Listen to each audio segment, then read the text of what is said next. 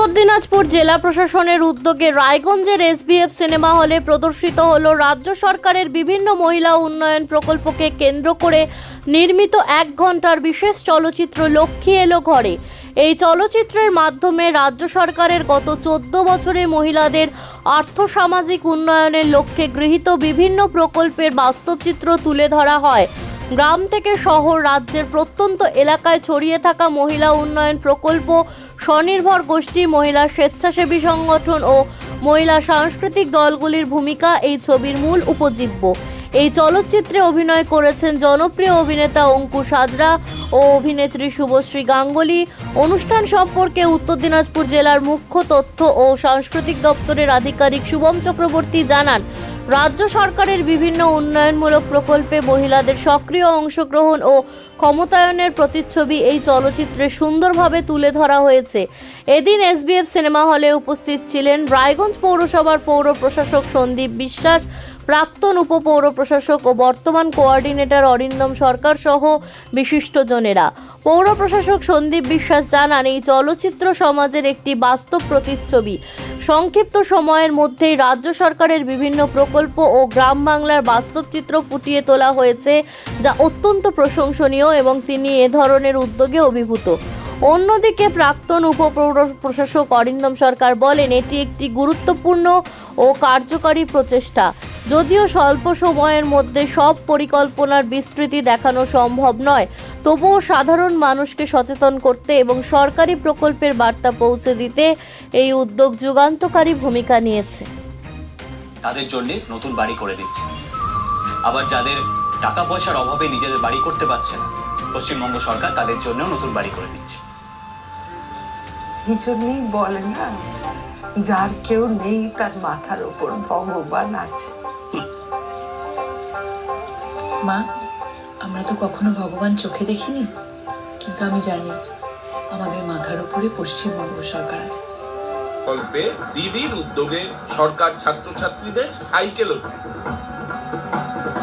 Sir, আজকে কি কারণে এখানে আজকে উত্তর দিনাজপুর জেলা প্রশাসনের তরফ থেকে এসবিএফ সিনেমাতে লক্ষ্মী এলো ঘরে এই সিনেমাটি স্ক্রিনিং করা হলো। আপনারা জানেন যে রাজ্য সরকারের তথ্য সংস্কৃতি বিভাগের তরফ থেকে সিনেমাটি বানানো হয়েছে। আজকে মিডিয়া, আমাদের chamber of commerce, merchant association, বিভিন্ন এনজিও যারা আমাদের অ্যাডমিনিস্ট্রেশনের সাথে খুব দৃঢ়ভাবে কাজ করে, বিভিন্ন কালচারাল গোষ্ঠী সবাই এখানে ছিলেন, সোশ্যাল মিডিয়া ইনফ্লুয়েন্সাররা ছিলেন। তো সবাই আজকে এই সিনেমাটি দেখেন এবং তারা তাদের ফিডব্যাক জানালেন, সবারই খুব ভালো লেগেছে।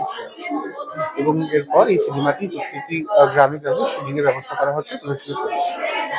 সিনেমা হলে এসেছিলাম লক্ষ্মী এলো ঘরে এই সিনেমা দেখতে। এটা দেখে শরৎচন্দ্র চট্টোপাধ্যায়ের মহেশ গল্পের কথা মনে পড়ে গেল, শরৎচন্দ্র চট্টোপাধ্যায় কথা সাহিত্যিকের কথা মনে পড়ে গেল। আমি অভিভূত। লক্ষ্মী এলো ঘরের মধ্যে দিয়ে এই গ্রাম বাংলার কথা পুনরুচ্চারিত হলো। লক্ষ্মী এলো সিনেমার মধ্যে দিয়ে 15 বছরে আমাদের মামাটি সরকার, মানুষের সরকারের প্রতিচ্ছবি উঠে এলো।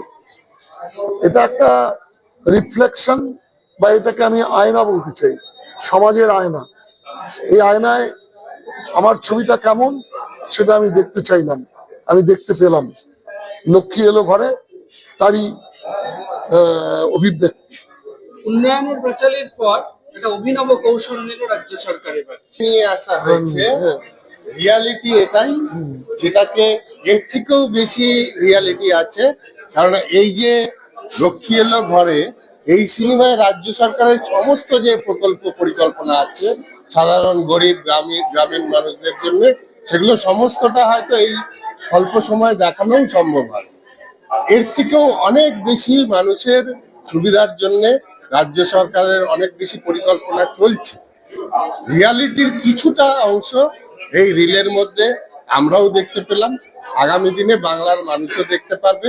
মানুষের স্মৃতিশক্তিটা দিন দিন দুর্বল হয়ে যাচ্ছে, তো এই স্মৃতিশক্তিটাকে মাঝে মাঝে জাগিয়ে তোলাটাও সরকারের কাজ।